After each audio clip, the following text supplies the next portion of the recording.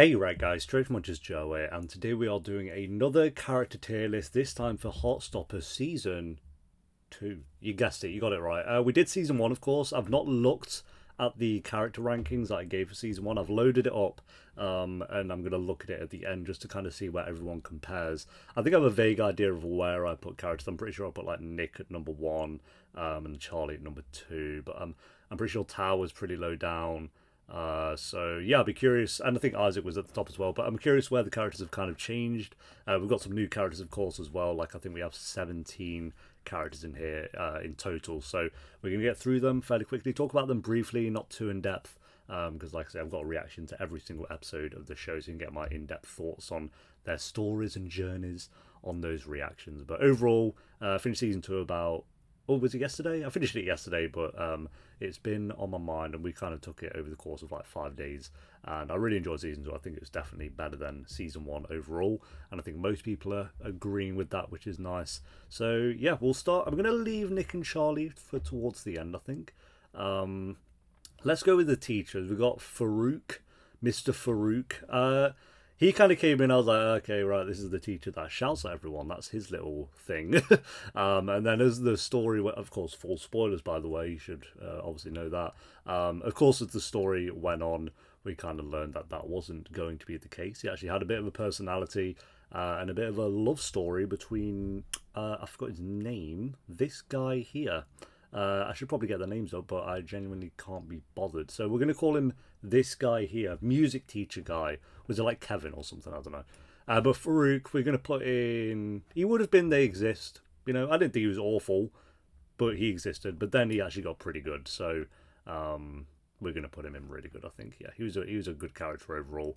Pretty simple story overall, just like a little love story. But I don't think they were meaning to like go full out with it. I think it's just like a little not throwaway storyline, but like just a little mini storyline that they kind of had for the characters, and I thought it kind of added to him because, like I say, it bumped him up a spot just for that. And then we'll put the other teacher just above him. He gets a bit more. He's a bit more likable than him, and obviously he had season 1 on his back as well. So yeah, we're gonna put him up there. I should say as well, I'm basing this solely on how much they bring to the show, and it's gonna be on my feelings with season 2. I'm gonna.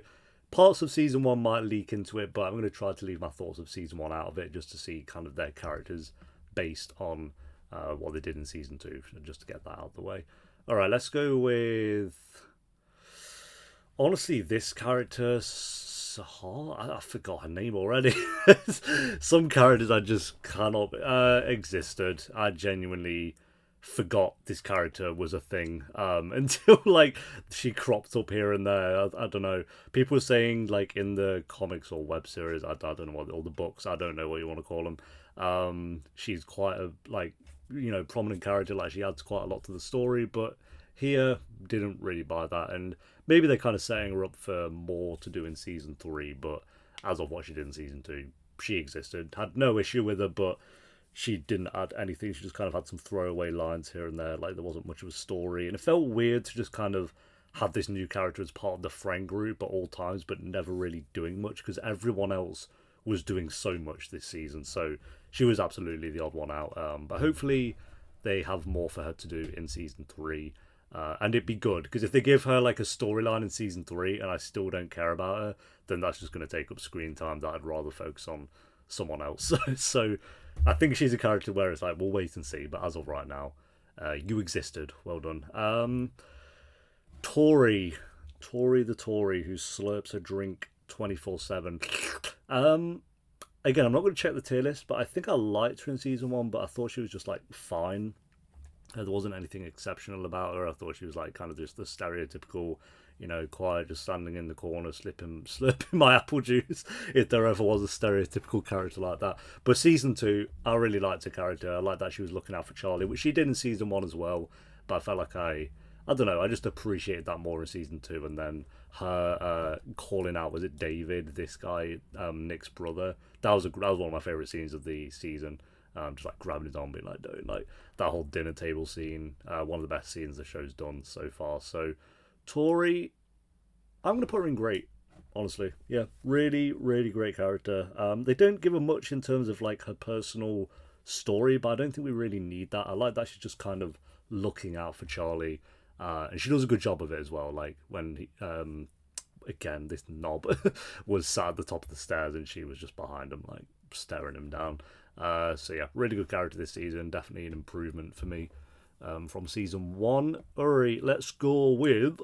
I'm gonna leave the mains for now. Imogen. I like Imogen. She's very likable. She's kind of the same for me as she was in season one. Maybe a bit more likable, but not enough, I think, to like put her in like the Heartstoppers tier or anything like that.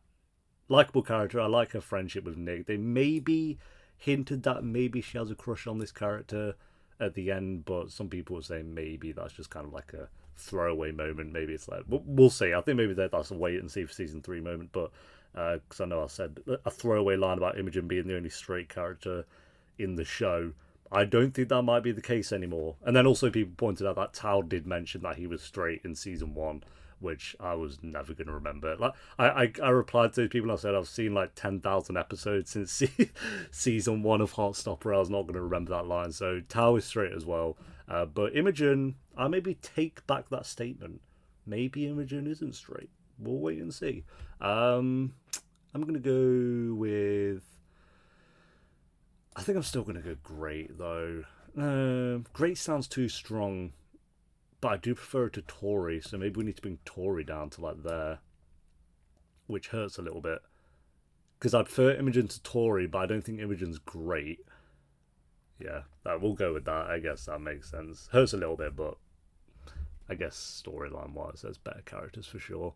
Let's go with... do we just get this knobhead out of the way? Poo on my shoe. It just instant poo on my shoe. No one likes this guy.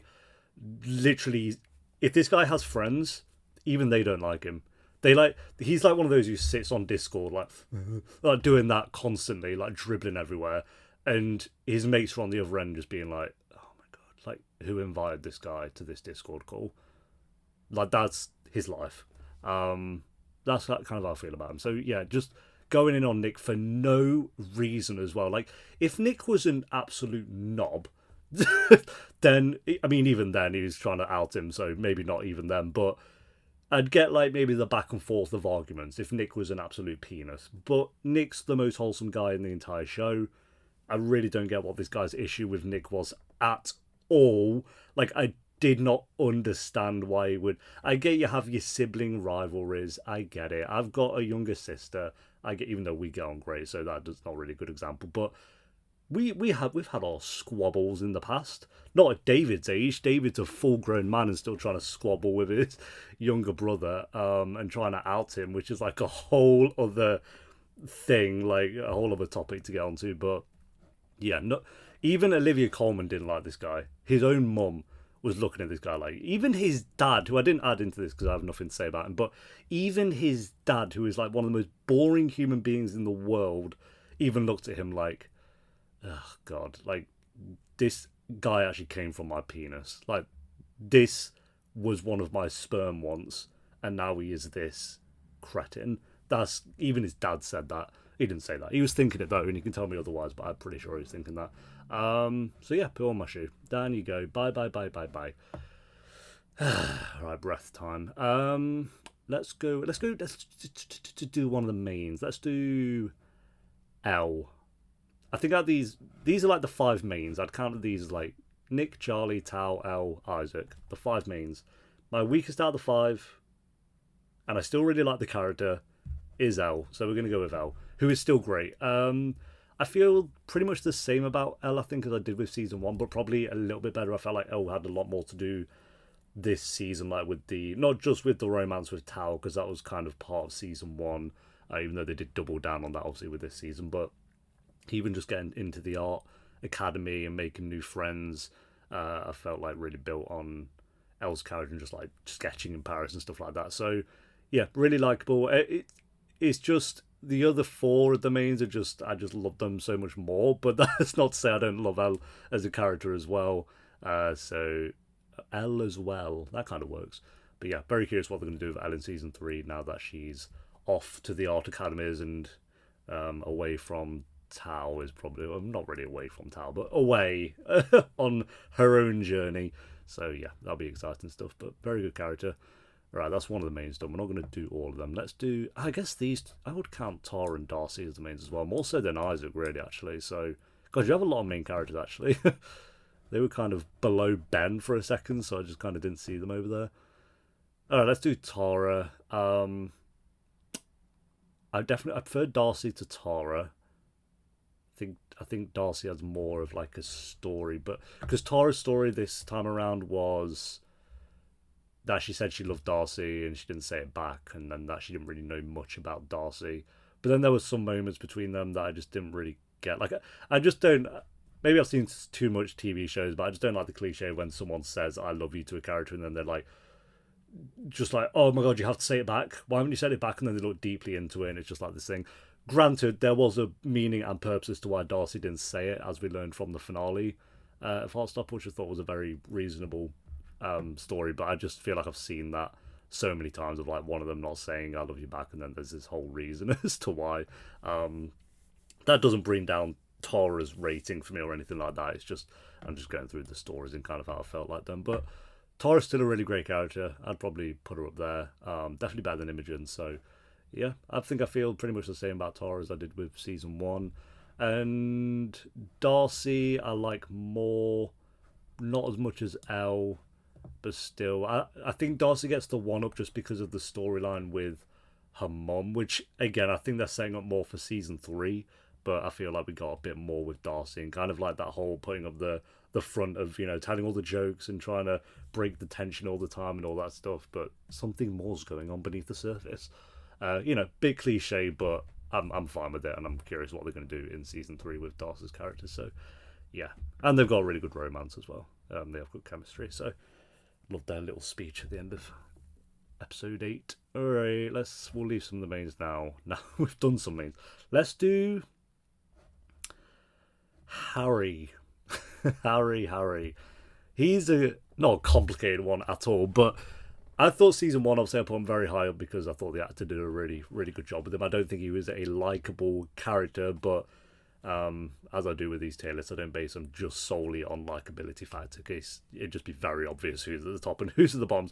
Evil characters at the bottom, good guys at the top. That's kind of how it would be. But yeah, Harry I just felt like was I don't even want to say fun character in season 1 because he was very homophobic and going in on Nick and Charlie the entire time.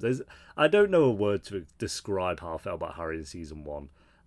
It's a difficult one, but I will say that the actor did a very good job with Harry. That's because I just saw him and I was like, oh my god, I knew so many people like this at school. It was ridiculous. He just kind of took that in very, very well. But season 2, Harry had nowhere near as much screen time as he did in season 1, which I think's fine. I don't think Harry's a character that we need like a lot of screen time with.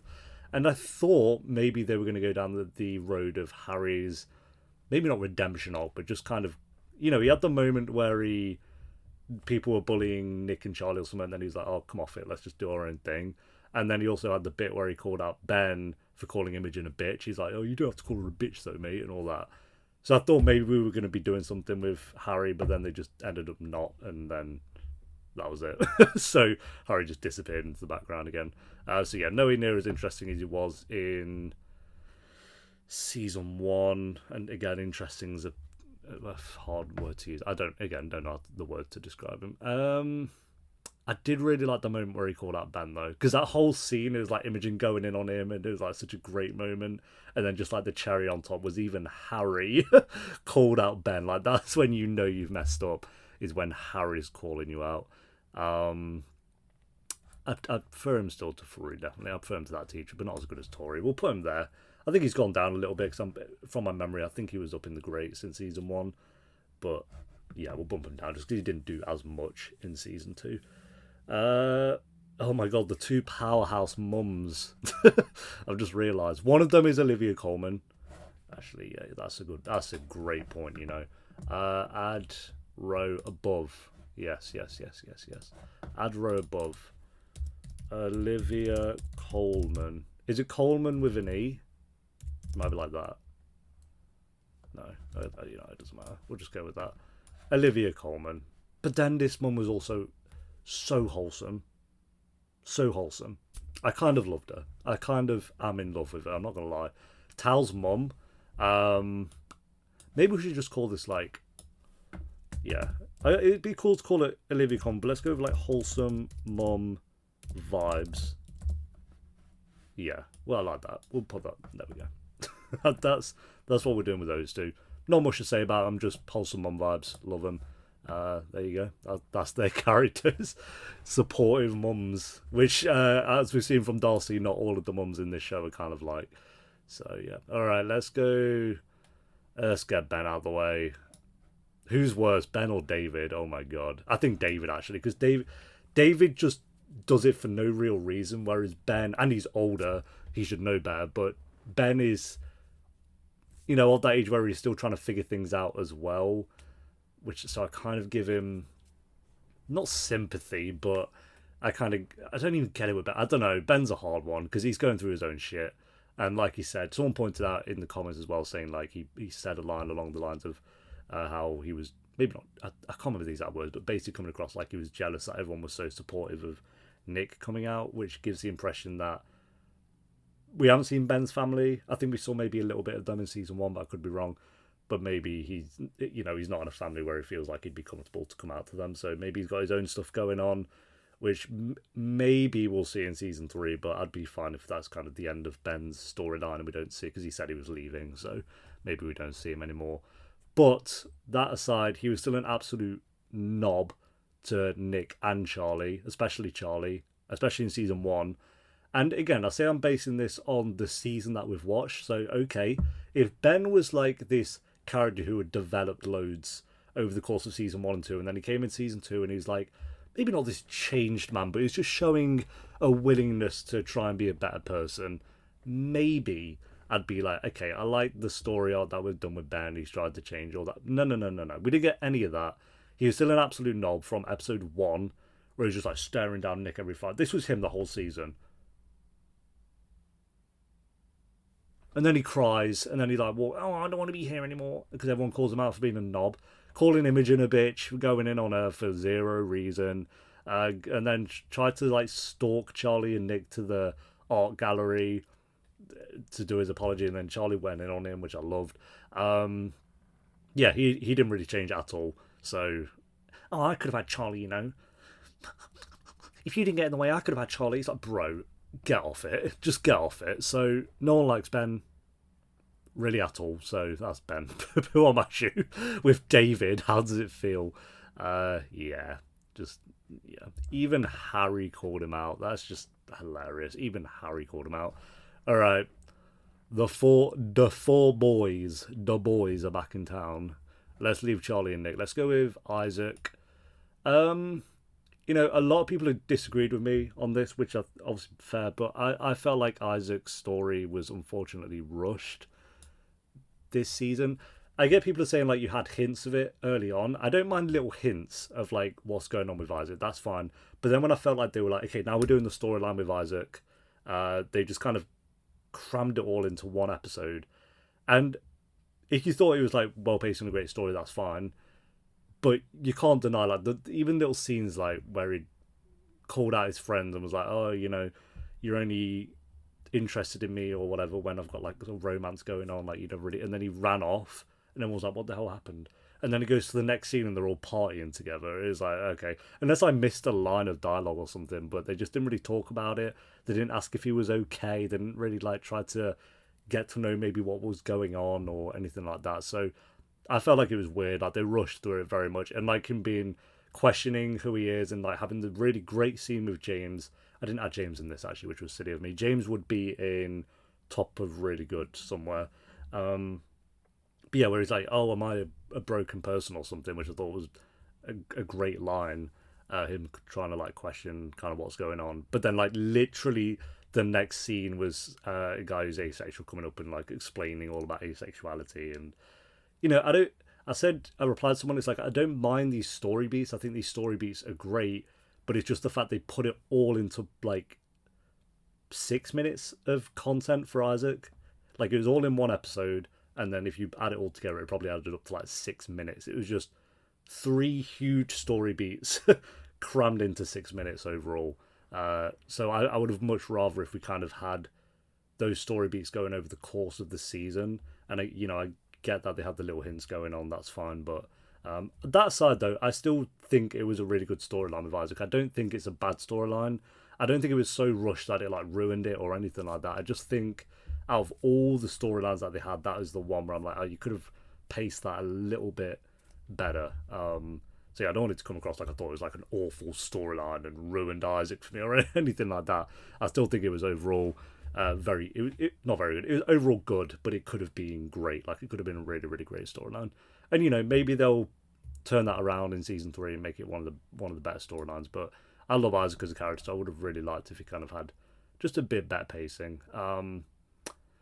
Saying that, I'm actually surprised at all they even gave him a storyline, because I thought he was just going to be like the book guy. As you see from the picture, walking around carrying his books, I thought that was going to be him the whole show.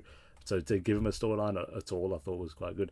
He's still going in Heartstoppers for me. I love him. He's wholesome. And like I said, the storyline, even though it could have been better paced, I think didn't like bring down his character or anything like that for me. So love Isaac. Tao was, I think he was in like really good or something in season 1, but I didn't love him. He was one of those characters in season 1 where I felt like I should have loved him, because I usually like the sidekick friend or whatever, but he just came across annoying a lot of the time. And I get certain situations it made sense why he was kind of acting the way he was, but then season 2 started and had the first episode where he was just calling out Nick for no reason. I was like, I thought we were past this. Can we move on from like just going in on Nick constantly for like it'd be like 9 episodes in a row of it? But then I think even in that scene he was like, oh, what am I doing kind of thing, and then went to make an effort with Nick, and then he went on to be one of the best characters of the entire season. Actually sorted his hair out. Oh my god, he didn't have bishop hair anymore from the 17th century, thank god. As you can see, look at that hair, look how much better that hair is. Really likable character, funny. I liked his friendship with Charlie. I like that he's making more of an effort with Nick, and then his romance with Elle, while a little bit kind of false drama in there at times, I felt like, just to have the will they won't they or tension going on. I felt like it was a little bit obvious on that regard, but again, not enough to ruin the character for me or ruin the story. Just I don't think it was maybe needed. But once they got going with Elle and Tao, it really got going. So yeah, I'm gonna put him in. You know what? Based on season 2, Heartstoppers, we're going is bumped all the way up for me. I don't really have an issue with Tao. There's some lines in there maybe, but overall, huge improvement with Tao's character. For me, went from like an annoying, not extremely likable character to one of the best characters of the show. So yeah, there we go. All right, I wonder where these two are going to be.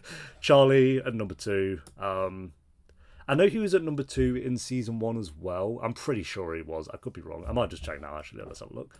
All right. Yeah. Okay, Charlie was at number 2 and Nick at number 1. Isaac at 3.